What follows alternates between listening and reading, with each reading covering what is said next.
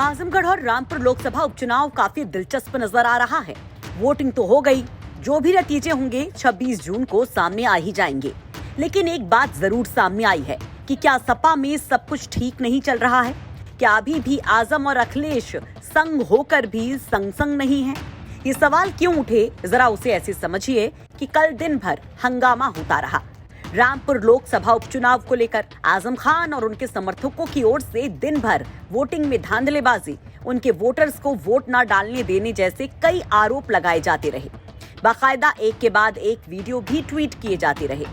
अब्दुल्ला आजम लगातार सरकारी मशीनरी पर सवाल उठाते हुए एक के बाद एक ट्वीट करते रहते हैं और यहाँ तक कह देते हैं कि भले ही लाठी खा लो लेकिन वोट जरूर दो। आजम खान भी वोट डालने के लिए पहुंचते हैं तो यहाँ तक कह देते हैं कि क्या ये चुनाव है। हमारे साथ में आजम खान साहब मौजूद हैं। आजम खान साहब, आप वोट करने जा रहे हैं, क्या देख रहे हैं रामपुर में सुबह से? नहीं, अंधे हैं हम, दिख ही कहाँ रहा है? ना आपको दिख रहा है ना आपके कैमरे को दिख रहा है, हम तो अंधे हैं, आप ही देखिए। नहीं, आपको क्या लग रहा है किस तरीके से जो कार्रवाई हो रही है? आपने सवाल भी खड़े किए हैं, अब्दुल्ला आजम ने भी लगातार आप देख नहीं रहे, सारे बूथ खाली पड़े हैं, कोई वोट डालने वाला ही नहीं है।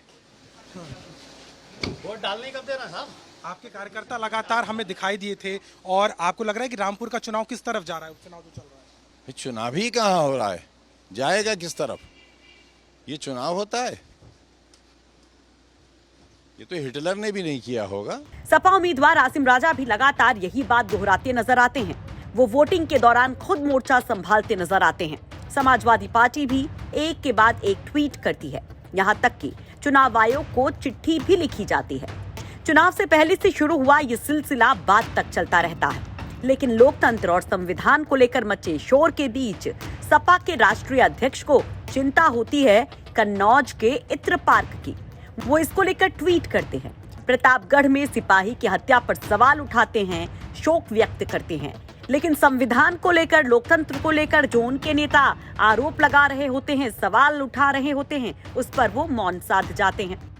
परसों एक ट्वीट के सिवाय उनका ना कोई बयान आता है, ना ही कोई ट्वीट। वो इसे इतना भी जरूरी नहीं समझते कि अपनी ही पार्टी के ट्विटर हैंडल के किसी ट्वीट को कम से कम रीट्वीट ही कर दे।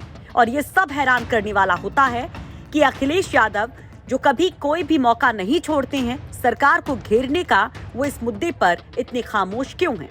वैसे अखिलेश यादव ने इस चुनाव से खुद को शुरू से ही दूर रखा।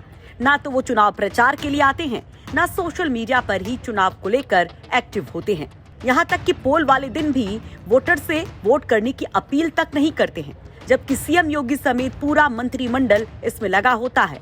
खुद योगी आदित्यनाथ लोगों से वोट करने की अपील करते हैं, लेकिन अखिलेश ऐसा कुछ नहीं करते हैं। जब अखिलेश यादव चुनाव प्रचार के लिए नहीं आते हैं, तब ये कहा जाता है कि शायद अखिलेश यादव बहुत कॉन्फिडेंट हैं अपने उम्मीदवार को लेकर, आजम खान को लेकर, उधर धर्मेंद्र यादव को लेकर। लेकिन एक तरफ जब इस तरह के आरोप लगते हैं, तब उनकी चुप्पी और बड़ा सवाल खड़ा कर जाती है कि सोशल मीडिया पर भी अखिलेश इस चुनाव से दूरी आखिर क्यों बना रहे हैं? क्यों अपने ही नेताओं के सवालों में वो उनके साथ खड़े नहीं दिखाई देते? ब्यूरो रिपोर्ट, यूपी तक।